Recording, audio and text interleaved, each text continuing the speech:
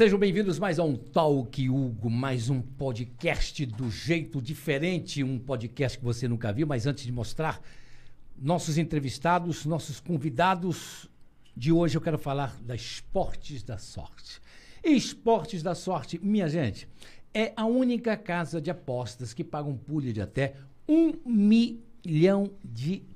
Presta atenção. Você deposita R$20 e ganha mais 20. É sorte em dobro para você.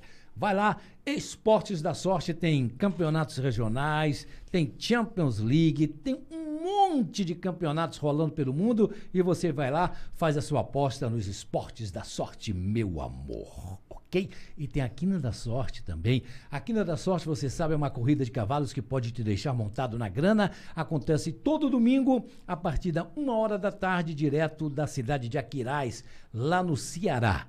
Você sabe que eu narro a corrida todos os domingos a partir de 1h da tarde. Você entra no quinadasorte.com.br, você aposta em 5 cavalos. Você vai ter que acertar a ordem exata dos 5 primeiros. Se você acertar a ordem exata, você fica montado na grana. São mais de R$50 mil em prêmios. quinadasorte.com.br.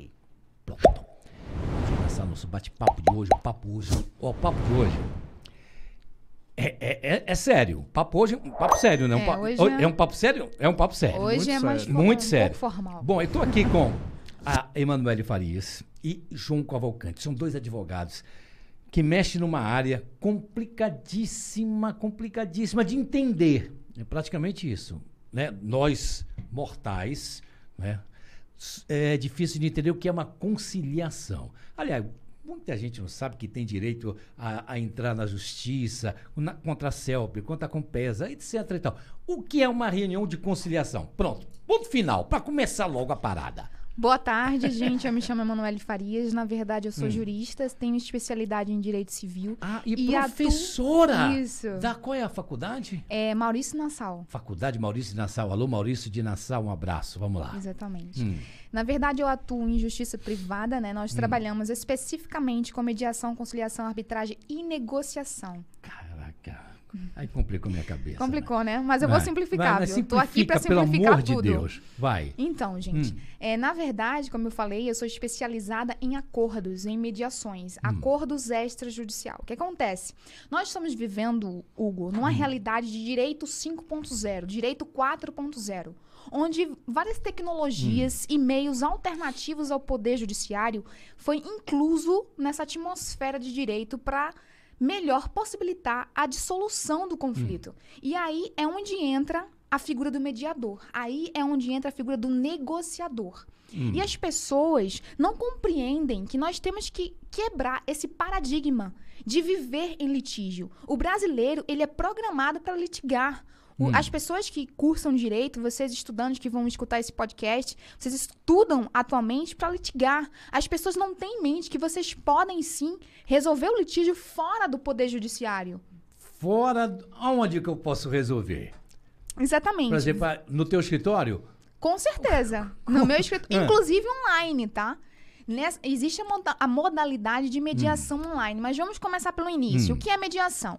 A mediação é o processo pelo qual existe um terceiro neutro imparcial que vai atuar possibilitando a comunicação entre as partes para que elas, por si só, realizem um processo que a gente chama autocompositivo de dissolução de conflitos. Calma aí que eu vou simplificar. Caraca, as pessoas vão eu vou ficar doido aqui hoje, eu vou ficar doido hoje aqui, pelo amor de Deus. João, me ajuda aí, pelo amor de Deus, vai. Me ajuda, vai.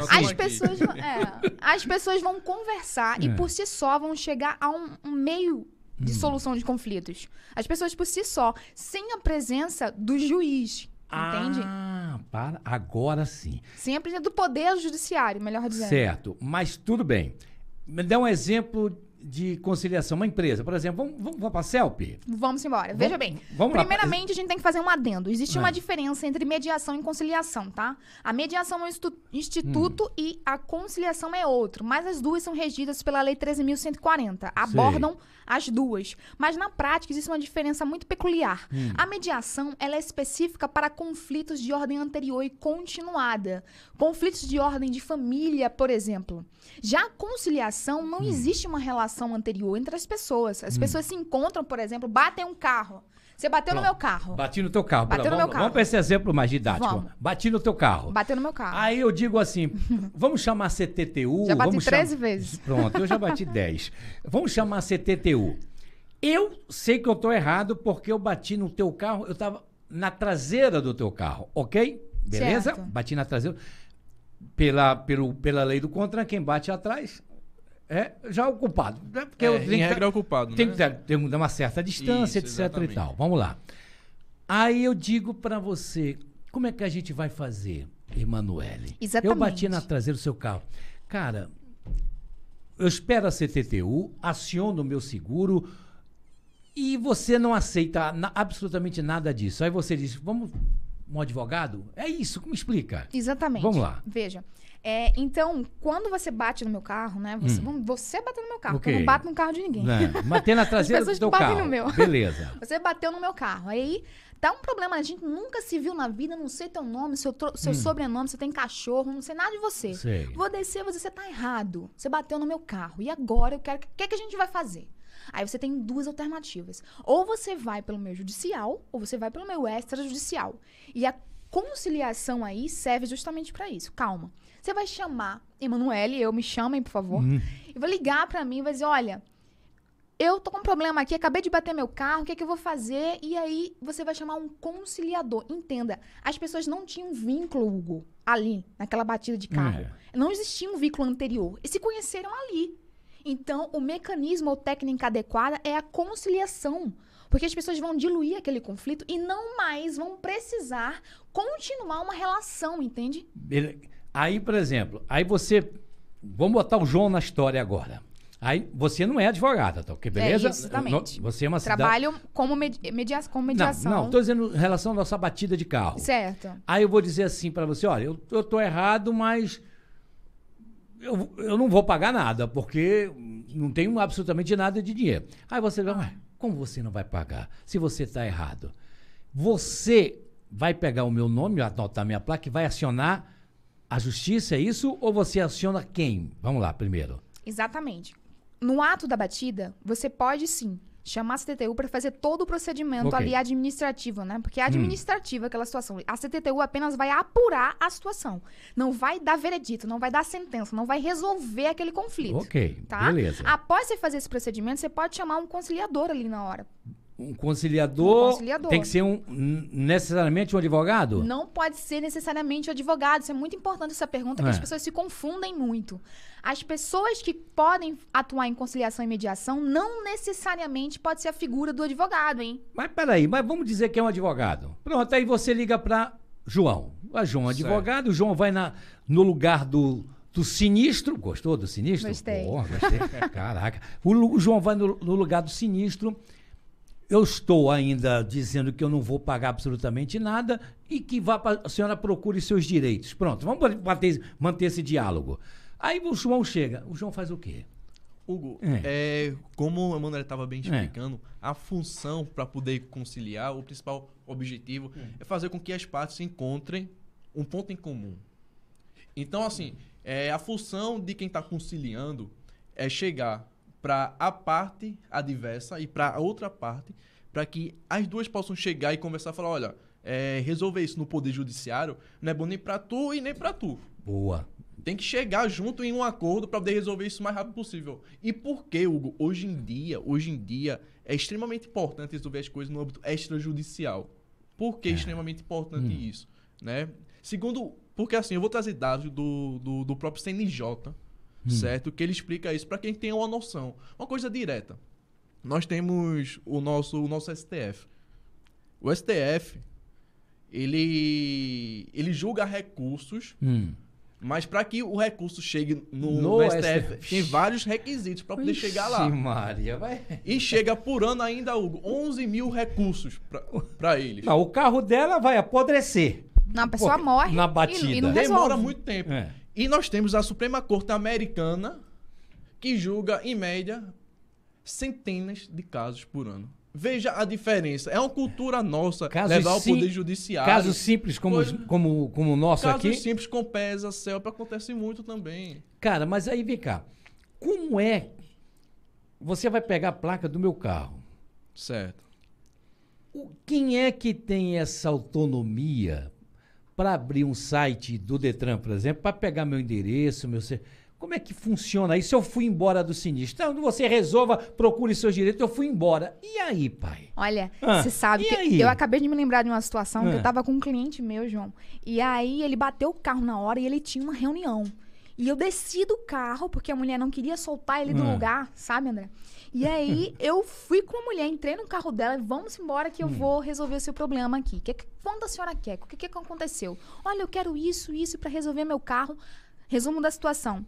Meu cliente, eu desci do carro, entrei no carro da mulher, o meu cliente desceu, foi para outra reunião e eu acompanhei a mulher até ela ir lá resolver e apurar quanto custava aquele valor para resolver o conserto daquele carro, né? Sei. E eu redigi um acordo lá na hora, especificando, liguei pro meu cliente, ó, quanto é aí que você tá disposto a pagar? Ele falou X.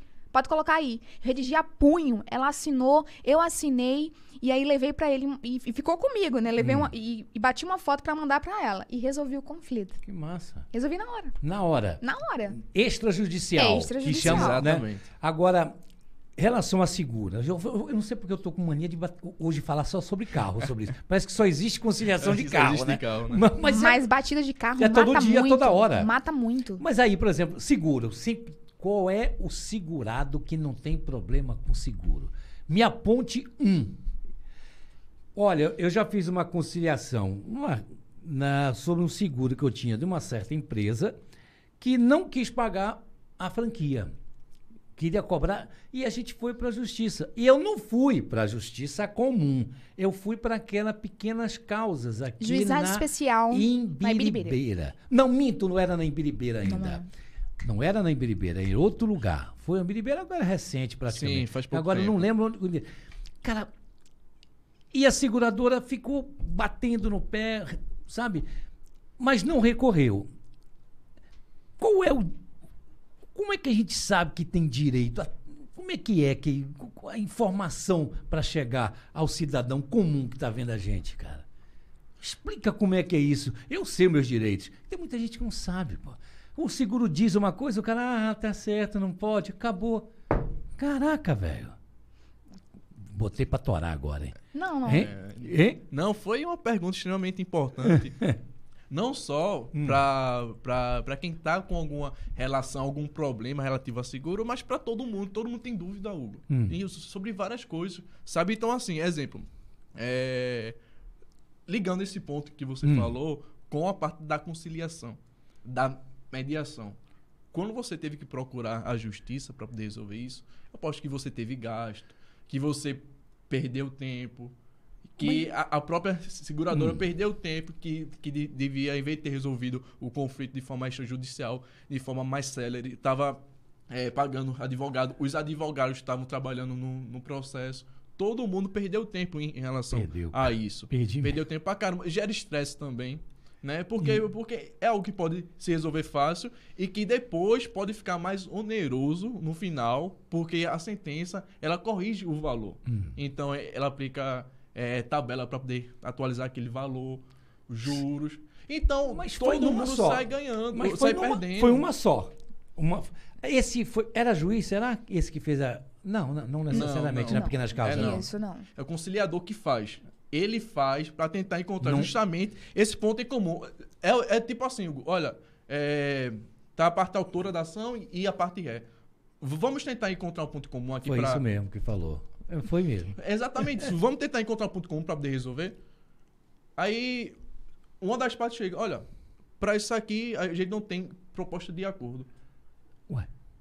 Aí, ou seja, não tem proposta de acordo, ele redige isso em ata e o juiz depois ele vai julgar. E depois que vai ter a sentença. Mas primeiro se preza para poder tentar um acordo. Caraca. Até no processo, Hugo, se preza para tentar um acordo, pô. Para tentar resolver. Entendeu? Mas tem gente, é cultural nosso prorrogar e levar isso com a barriga. Deixa eu fazer um adendo aqui, deixa eu fazer uma pequena observação para ficar mais claro aqui, me colocando como consumidora do produto aqui. Veja, a gente tem que perceber que existe duas tramitações, Hugo. O judicial e o extrajudicial.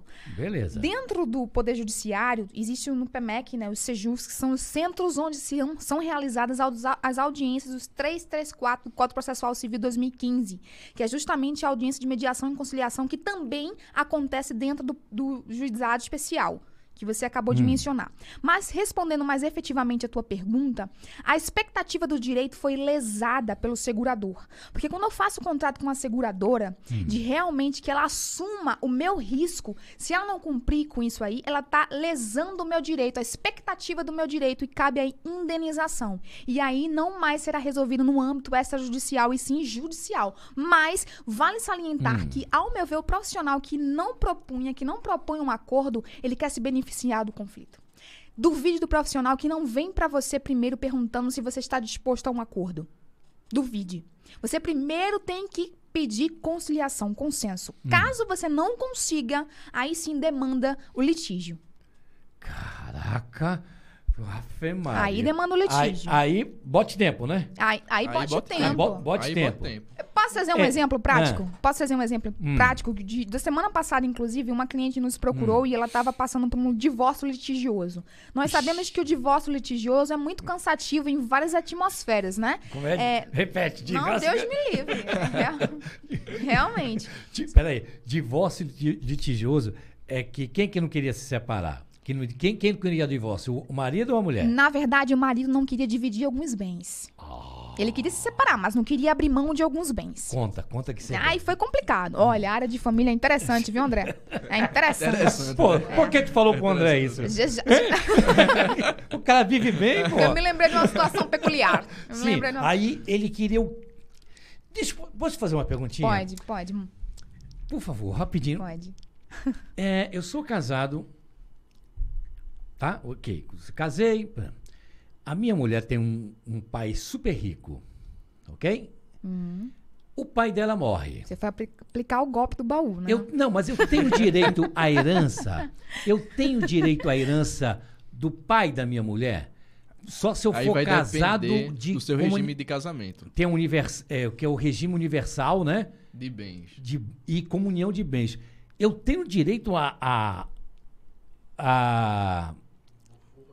bufufa... A herança dela, aí depende... herança é dela. Aí depende do seu regime de casamento com ela. Porque o patrimônio seu e dela pode se confundir. Ou seja, pode se juntar. Dependendo do seu regime de casamento. Qual seria o que eu teria direito à herança? O regime de comunhão universal. É mesmo, é? Caraca, isso me remete logo à Igreja Universal. Ai, não. Com todo respeito. Sim, vamos lá. Só a pergunta, só dá um adendo. Sim, vamos lá. Depende do regime do casamento, ele não entrou no mérito. Mas isso sempre dá confusão, né? Família é confusão. Família é confusão. Família sempre dá confusão na vida prática. Aí deixa eu continuar. Aí ela chegou pra mim e falou, eu quero litígio. Eu quero litígio porque ele não quer me dar o que é meu, eu tenho direito, eu quero litígio. Eu falei, peraí. Deixa eu explicar para a senhora primeiro o que significa litígio dentro de um processo de divórcio. Primeiro nós temos a fase de propositura de ação, postulatória. Depois nós temos a fase ali de instrução, aí onde o juiz vai pedir as provas. Depois a fase de decisão, depois a fase de liquidação. Porque assim, o processo de divórcio serve para discriminar os bens. O juiz vai dizer o que é o bem do casal e o que é o bem particular. E depois nós vamos para a fase de liquidação de sentença, onde o juiz vai avaliar e dizer o valor dos teus bens e fazer uma venda forçada dos teus bens. Aí vai vender a leilão, o que significa dizer que vai diminuir o valor do teu bem. Mas... Isso tudo é um litígio. Isso é um litígio. Isso é um litígio. Tá, beleza. Divórcio de litigioso. Tá, aí ele não quer se separar, não quer se dar o divórcio pra... Acontece. Não quer dar o divórcio. Aí eu te pergunto, quem é que pode dizer, não, é só o juiz que pode dizer, o senhor vai ter que assinar o divórcio? Ele é obrigado a assinar quando tem o veredito, assim, não. Como é que é? Como é que explica aí, rapaz. Pronto. Vamos falar, porque assim... Eu não quero me separar, sou marido, não quero. Não quero assinar nada, não assino nada. Tem muitos assim. E mulheres também. Aí? E mulheres também. Você pode dizer não ao juiz? Dizer não ao juiz? Veja, é porque é importante essa pergunta, Hugo, para poder entender o que engloba a questão do divórcio. O divórcio envolve também partilha de bens, envolve também guarda, envolve várias coisas no divórcio, né?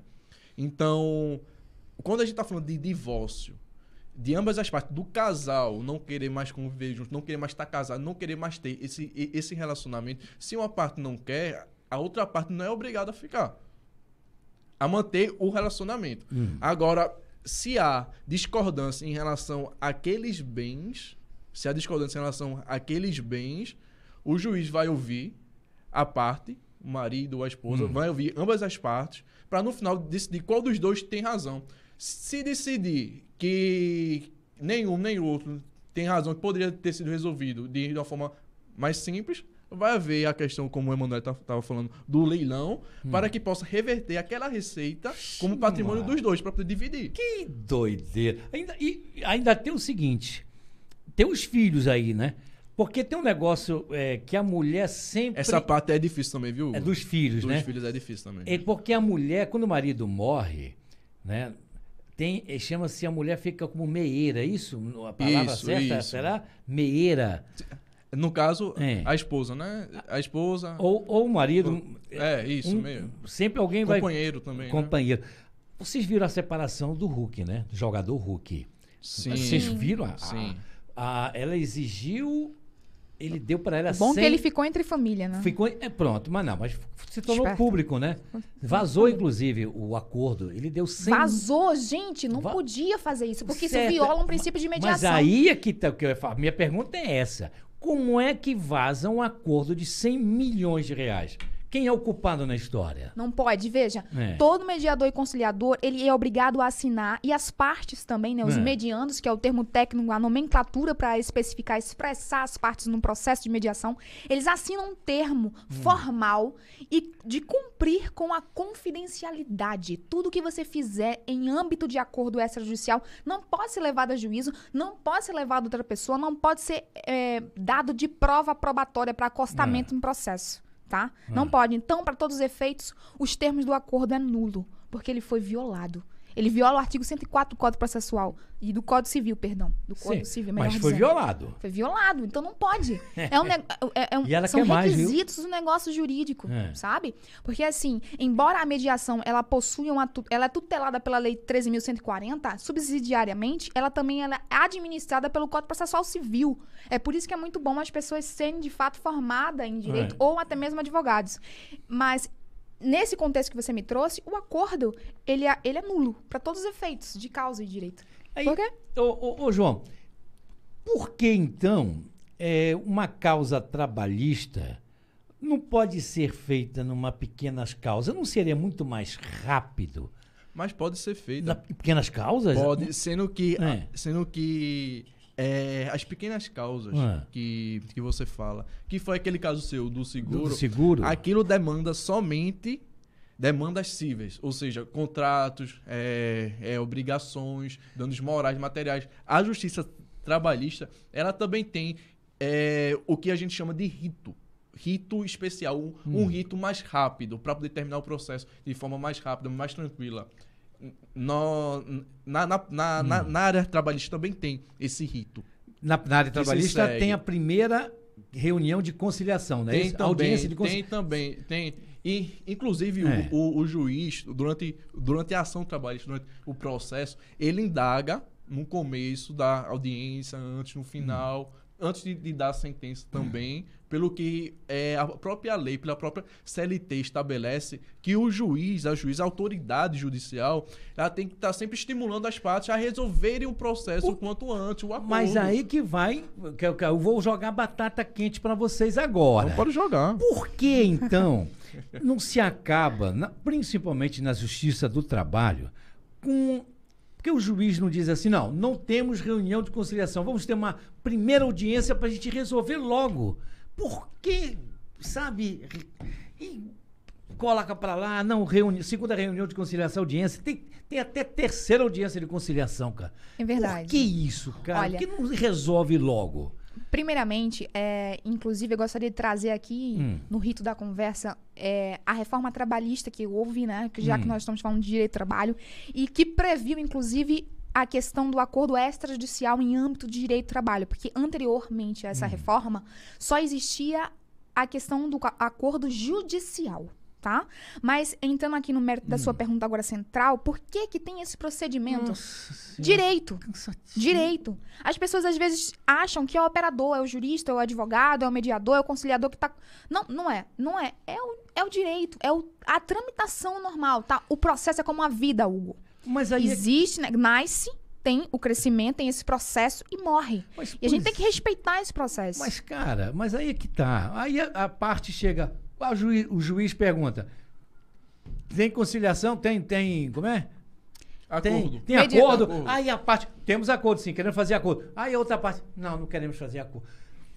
Bicho, vira uma bola de neve. Mas eu acho, olha, velho. me perdoe os advogados trabalhistas e as pessoas que são especializadas em direito do trabalho. Mas a gente tá falando em conciliação, que tem a ver com a gente. Mas, ao meu ver, tudo, né? no âmbito do direito do trabalho, o que acontece é uma autocomposição. É você chegar pra mim e dizer, você quer um acordo? Você olhar pra Hugo e falar, você quer um acordo? Não. E pronto, não se trabalha o psicológico do conflito e das pessoas. Não se aprofunda no conflito. E a mediação extrajudicial, ela traz esse combo. Porque eu vou viver a tua experiência contigo, entendeu? O teu conflito contigo.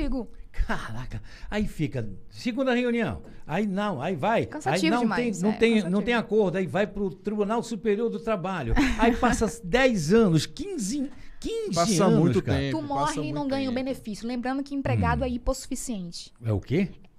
Empregado é hipossuficiente. Significa dizer que pela lei... É a parte mais fraca, né? Da relação, né? É mais fácil, mais fraca? Obrigada. Isso. Porra, bicho. É mais fraca, eu não acredito que assim seja a parte mais fraca. Vamos colocar outra palavra. Ela é uma parte que deve ser tratada com uma desigualdade igual. Porque o direito parte dessa premissa maior, né? De tratar os iguais de forma igual e os diferentes de forma diferente. Então, ele quer minorizar. Nossa, o empregado, ele além de ser título, ele tem um patrimônio, ele tem um capital, ele entende mais o assunto, porque ele é dono.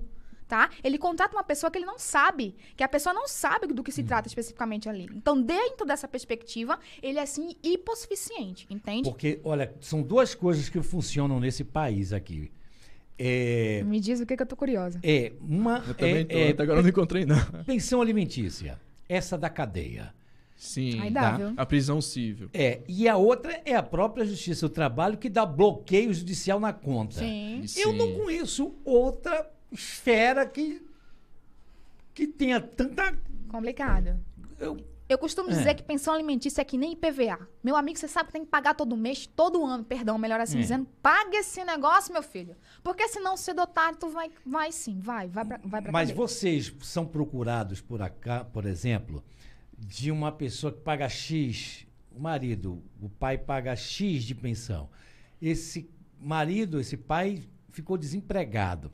Aí tem uma coisa que diz assim, revisão de pensão. De alimentos. De alimentos, pensão. Tem isso? Tem sim. Todo juiz Tem, é sensível a isso ou não? Veja, Hugo, em casos muito específicos, digamos, Emanuele falou sobre empregado ser a parte hipossuficiente. Numa relação em que o genitor, o alimentante, aquele que paga a pensão, né? Tem que pagar a pensão. Quem acaba sendo a parte mais fraca? O alimentante, quem está pagando, aquele que está recebendo. Aquele que está recebendo, que precisa de alimentos para poder sobreviver. Então, o juiz, ele vai buscar julgar, o que acontece muito na prática, ele vai buscar julgar sempre visando o interesse do menor. O interesse de quem precisa. Ou então da esposa que está recebendo os alimentos, tá? Então, assim, para que consiga essa revisão de alimentos, é importante o quê? Que quem esteja pedindo uma revisão comprove de fato que a pessoa não está conseguindo pagar mais aquele valor porque recebe tanto por mês, gasta tanto por mês, o extrato bancário demonstra que a pessoa gasta tanto, tem contrato de aluguel, paga tanto de carro, tanto de casa, que comprove de fato que pagando aquele valor que ele já pagava anteriormente, aquilo vai prejudicar o seu próprio sustento. Se ele conseguir provar isso através de provas documentais no processo, aí consegue a revisão. Agora, se ficar algum ponto omisso, ele não vai estar provando que não consegue pagar. Porque o João tá querendo dizer o seguinte... O juiz vai logo pro cartão de crédito, né? Não, depende. Depende. É. Tô com uma situação diferente. João tá querendo dizer tá dizendo o seguinte, nós temos que demonstrar a relação trinômio-binômio, possibilidade, necessidade e possibilidade e necessidade, melhor assim dizendo. Vários doutrinadores falam isso. Então, a gente tem que demonstrar a possibilidade do alimentante, que é aquele o genitor, que vai pagar a pensão, de pagar. E a necessidade da parte receber, a genitora, no caso, a mulher receber. Vamos colocar desse jeito, que é a mais comum, né? Isso. Mas dentro desse contexto, tem vários desdobramentos. Por exemplo, você falou, é sempre no cartão de crédito que vai ser descontado da folha de pagamento? Não! Porque tem pessoas que não têm vínculo empregatício. E aí entra uma teoria da aparência. Porque o que eu falei sobre o cartão de crédito é que o juiz sempre diz, você não tem condição de pagar X, porque a Receita Federal, tudo vai em cima do cartão de crédito. Como é que você está gastando tanto no cartão de crédito e não tem condição de pagar mais? É isso que eu estava me referindo, entendeu? Entendi. Tem uma situação agora que nós estamos vivendo que o genitor, ele não tem vínculo empregatício físico, né? Exato. Sei. E aí nós temos que comprovar através da teoria da aparência. Vocês já ouviram falar? Já ouviram falar dessa teoria da aparência? Não. É assim, simples. Eu não tenho como comprovar fatidicamente por meio de documentos, dados probatórios para acostar no processo e defender que a minha cliente ela tem direito de receber aquela pensão. Como é que eu vou fazer para provar? Através da exteriorização de riqueza que a parte expressa. Por exemplo, fotos que ele tá dirigindo sua lancha, ou seu carro, tomando viajando, a sua cerveja. Pega logo o Instagram do cara. Né? Long night. Facebook. Exatamente. E aí a gente vai ali, ó, foto, tá? Não só foto, como, por exemplo, capital da empresa que ele tá trabalhando, já serve como embasamento, tá? Então, a teoria da aparência também serve para explicar, expressar essa possibilidade do alimentante, de fato, pagar. E não só a questão de tirar ali do que tá já fixado no valor que ele recebe. Porque, em muitos casos, eles escondem, né? É incrível. Mas aí a minha pergunta também. Podia extrajudicial, agora eu tô aprendendo. O marido pode chegar pra ex-mulher e dizer, olha, amor não, né? Amor jaz. Amor jaz. Amiga, agora é bem. Eu tô com essa situação, eu te pagava 3.000 de pensão, você sabe que eu estou desempregado, eu não tenho mais condições de pagar. Como é que a gente pode fazer? Pode ser feito isso também. A gente chama-se extrajudicialmente. Com certeza. Mas depois que ela acertar isso, dizer, ok, João, beleza, você não pode pagar. Aí ele pode ter o direito, então vamos para a justiça para falar... Homologar esse acordo. É isso que tem que acontecer? Pode também. Agora, na prática, o que acontece muito é, sabe o quê? O ex-marido chega pra ex-esposa e fala, olha, eu não tô podendo. Conversa normal, que deveria ser de amigos. Eu não tô mais podendo pagar a pensão. Eu não tô trabalhando mais assim, não tô tendo a mesma receita. Vamos chegar no acordo para que eu pague menos. E acontece muitas vezes, inclusive é um caso já prático, um caso atual, de falar, que mentira, rapaz. Tá assim não sei o quê. E aí litiga ainda, ele fica lá naquele litígio, no processo. Aí, ou seja... as partes não conseguiram resolver isso por uma simples conversa. Se conheciam há anos. Aí por uma conversa não consegue se resolver. Aí tem que pegar toda a documentação para poder provar aquela situação que ele está tentando resolver com ela. É melhor o cara por isso é importante vocês mães que estão assistindo, mamães, vocês estão, né? Por favor, olha, eu costumo dizer beijo só de boca, o resto é tudo documentado. Vocês têm que arquivar tudo que for comprado, tá? É tudo nota fiscal, é tudo na base da nota, entendeu? Fiscal. Você tem que ficar garimpando isso. Você não pode chegar, doutor, eu tô com esse problema aqui pra resolver. Tudo tem que ser homologado. Tudo. É o ideal. É o ideal. A questão da homologação é assim, eu vou explicar rapidamente. Existe o acordo por si só, ele é título executivo, que pode ser extrajudicial ou judicial. O título executivo judicial é aquele que é homologado de fato. Ou seja, eu vou fazer uma petição chamada esta petita, né? Uma petição bem pequenininha, para explicar para o juiz, olha, eu quero homologar esse acordo aqui, tá? E tem um acordo extrajudicial. De qualquer forma, um acordo é um instrumento processual para você acostar no processo futuramente. Ele vai te dar uma estruturação sei. da lide. Ele vai te dar uma carta na manga. Porque parte do princípio quesito. Veja, se as partes pactuaram em obedecer ali o que acordaram e assinaram, o juiz vai dizer, por que você não assinou? Aí vai executar você, se você não cumpriu o acordo. Entendi. Ele vai te executar. Massa. Agora vem cá. A gente fala muito no juizado de pequenas causas. Até qual é o valor para se entrar 40 mil. Aumentou para 40 Aumentou.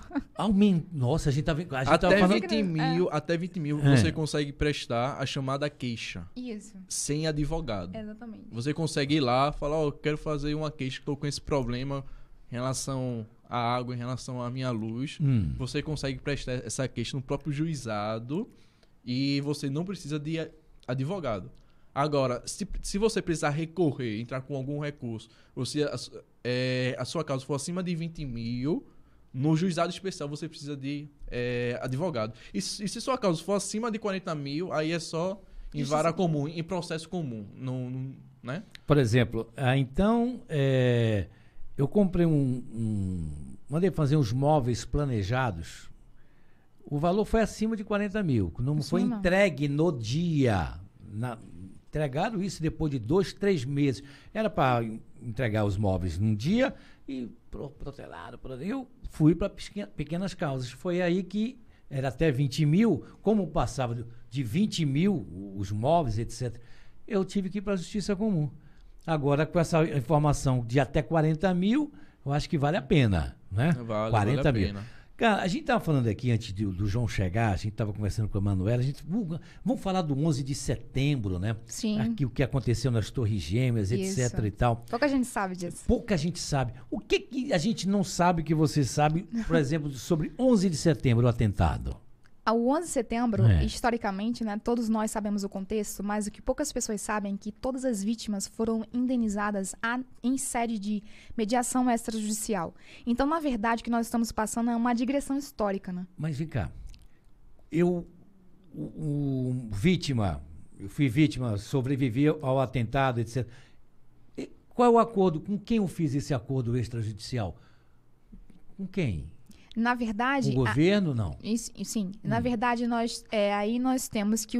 você não pode especificar aí, de fato... Veja, eu especifiquei quem são as pessoas que têm direito, tá? Vítimas fatais e sobreviventes, ok? Isso. Que é a família das vítimas. Exatamente. Fatais. Eu especifiquei quem tem direito. O que aconteceu no acordo extrajudicial no 11 de setembro? Como foi muita gente, ia congestionar o poder judiciário nos Estados Unidos. E nos Estados Unidos, tanto na China como na Europa, eles já têm uma política de gestão de conflitos dentro dos próprios escritórios da advocacia. As pessoas não entram com o processo facilmente, porque existe advogados de plantão ali que usam, inclusive, o time, né? Sheet time, que é questão de você colocar o relógio aqui e esperar aqui dar 1 hora para resolver o litígio ali mesmo na reunião, antes de postular a ação. Entende? Então, assim, a gente identificou o direito lesado e as partes. E o acordo foi feito com a administração mesmo pública. A administração pública pode, sim, fazer acordos extrajudiciais. Inclusive, a origem foi no direito comercial. No direito comercial no Brasil, nós tivemos a origem de acordos, muitos acordos. Inclusive, também da própria arbitragem. Teve origem no direito comercial. Sei. Mas tu sabe quanto é que foi a indenização? De quanto é que já passou de quanto essa indenização? Eu não sei de setembro? Eu não sei. Eu não sei te precisar o valor em si, mas o que eu sei é que essa prática de mediação e conciliação, embora no Brasil ainda tenha pouco uso, a gente está crescendo ainda, né? Desde 2015 para cá, a gente está crescendo. Nós estamos fazendo uma digressão, Hugo. Porque acontece que, historicamente, a Bíblia, por exemplo, nos traz relatos de conflitos que foram resolvidos de forma consensual. A nossa história aqui do Brasil, colocando para o Brasil, é que os caciques resolviam os conflitos ali, nas ocas, né? O mais velho resolvia os conflitos. E por causa do crescimento populacional, que as pessoas começaram a crescer e se organizar em estados, a revolução industrial, a revolução comercial, o Estado, então, a origem do Estado, acabou o quê? Evocando para si o direito e dever de dizer a jurisdição. evocou a jurisdição para si, mas com vários desdobramentos e também revoluções no processo, no processo, né? A gratuidade da justiça é algo que é muito relevante falar, porque as pessoas interpretam equivocadamente a gratuidade da justiça. Quantos ricos você já viu pedindo? Eu acho que tudo paga ali, cara. Tudo paga. Tudo paga. Para você entrar com uma ação, tudo paga. Mas as pessoas sempre pedem gratuidade da justiça. E às vezes são ricos que pedem gratuidade da justiça. Tá, beleza. E se eu perder uma ação? Eu coloquei uma empresa na justiça e eu perdi. Como é que fica a situação do meu advogado? Eu paguei para ele um certo valor de honorário. Como é que fica? Eu que saio no prejuízo? Eu saio no prejuízo, João? Veja. Saio. Pronto, já saí no prejuízo. Estou convencido já. Pronto. Sai porque você, como parte autora, perdeu aquela ação, né? E aí é que entra a questão que a Emanuel estava falando da justiça gratuita. Por que isso, Hugo? O Código de Processo Civil estabelece o quê? A parte sucumbente do processo, ou seja, a parte que perde o processo, paga as custas do processo e paga os honorários sucumbenciais, ou seja, honorários ao advogado da parte que venceu. Que isso, entendeu? Véio? Então, assim, se você consegue a gratuidade da justiça, você fica isento de pagar isso. A gratuidade que vocês falam é defensoria pública, é isso? Não. É não pagar as custas no processo. Por quê? Certo, o que é isso? Quando você vai dar entrada em uma ação, é calculada as custas judiciais daquele processo com base no valor da causa. Digamos que... 300 mil reais. Aí vai ser calculado com base nesse valor. É um critério, certo, de cálculo que o próprio TJPE estabelece. Então, assim, digamos que tu bateu um carro de alguém e a pessoa vai dar entrada em uma ação contra você. O valor do dano foi 10 mil reais. A pessoa deu entrada na ação. Quantos por cento desses 10 mil reais? Pronto, digamos. Eu pago mais ou menos em torno de 11%, assim. Caraca! A média é essa. Ai, cara. Mais ou menos 10%, 11%. Agora, tu sabe mais ou menos. Sabe que outra bronca que a justiça... Você falou de direito empresarial e também é importante falar que a mediação, por ser interdisciplinar, ela também ela entra muito bem na dinâmica do direito empresarial, porque nós sabemos que a ação, ela demora. Então, se você parar, você é empresário, né, que está me assistindo, você é empresário que está me assistindo, se você parar a sua função ali para... parar a sua função para peticionar, para pedir em juízo, você vai demorar muito para ter aquela resposta. Sim. E na mediação, não. É muito mais rápido e você vai, então, continuar ganhando dinheiro. Você sabe que empresário não pode parar, né? Se parar, perde, né? Mano, então, a dinâmica... Vou dar um exemplo prático. Por exemplo, eu tenho uma sociedade com você e nós fazemos uma cláusula contratual aqui meio omissa e você brigou comigo. Tá? Então, ao invés de você me processar, você vai me chamar... A única pessoa que eu não queria brigar na vida era ela. As pessoas falam Seria a única pessoa no mundo. Eu sou tão doce. Sim, vai. Você brigou comigo. Nós temos aqui uma sociedade, você brigou comigo por causa de uma cláusula contratual que está omissa, tá? Sim. E aí nós brigamos e por causa disso paramos a nossa função de empregado, de trabalhador não, de dono de empresa. O que acontece? Nós estamos perdendo o quê? Dinheiro. Aí você vai contratar o quê?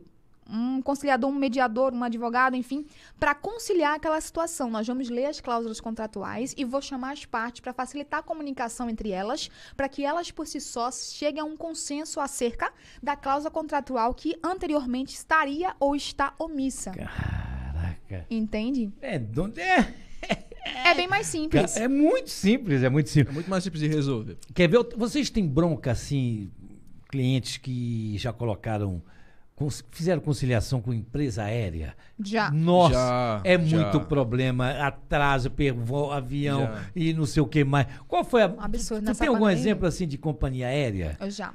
Olha, eu tenho um amigo meu, inclusive, que é especialista, né? Com certeza ele vai assistir, o Igor. É especialista, ele mora em Rio de Janeiro atualmente.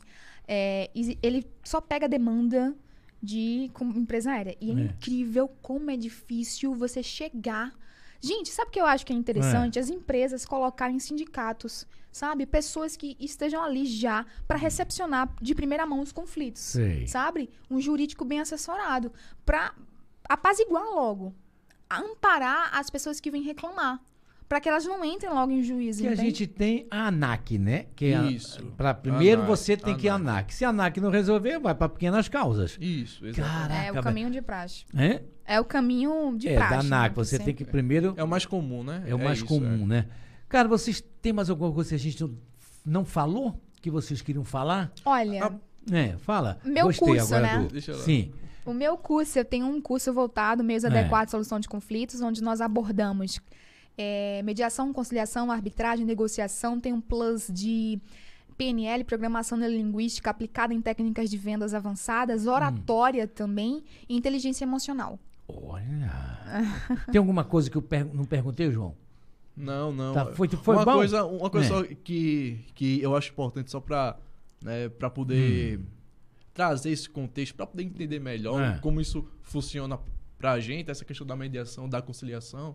E aí eu vou entrar na minha área, que é a parte tributária, né, que eu sou especialista na área, só pra gente poder entender o quanto algumas coisas são comuns na Europa, nos Estados Unidos, e pra gente tá começando a chegar agora. Por isso que a gente ainda fica meio perdido com mediação, conciliação. Mas coisas que acontecem muito em outros países. Nós somos criança ainda. Somos demais. Para Pronto. Um grande exemplo. Você paga IPVA de um carro popular, de um carro comum. No Brasil. Mas tu não paga IPVA de uma aeronave ou de uma embarcação. E aí você faz essa cara e pergunta, como assim, João?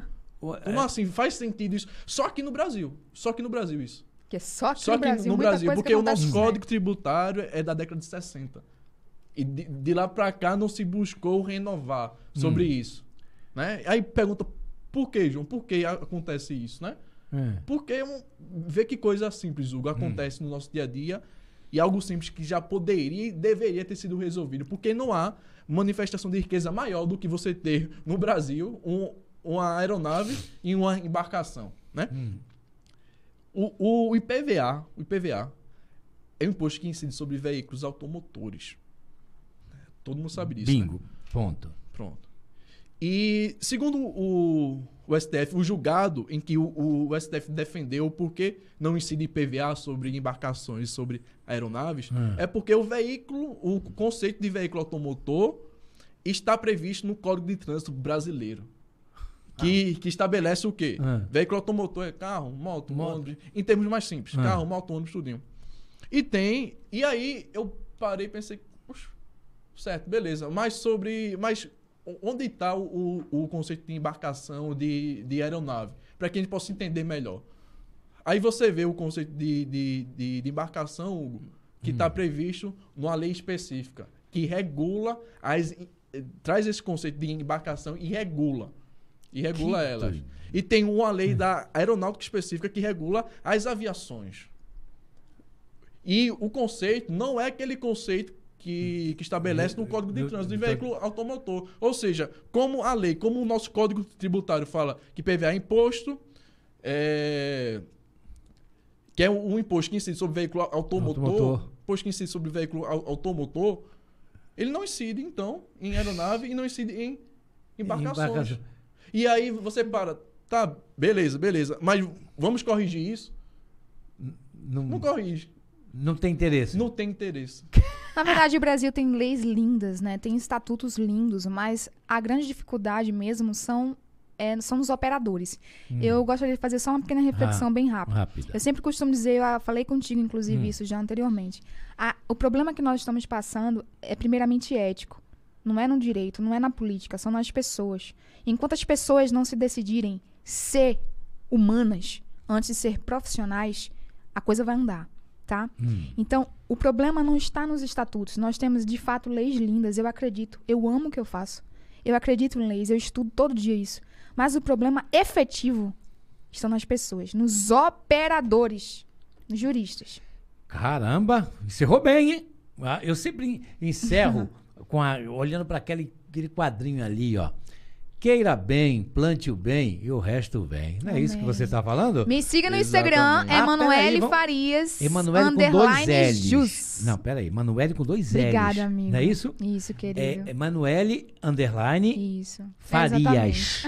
2 L's. E o teu Instagram é João Cavalcante com i.adv. João Cavalcante com i.adv. ADV de advogado. Nós iremos te ajudar. Falamos sobre conciliação. Emanuele Farias e João Cavalcante. Obrigada. Valeu, obrigado. Tchau. Valeu.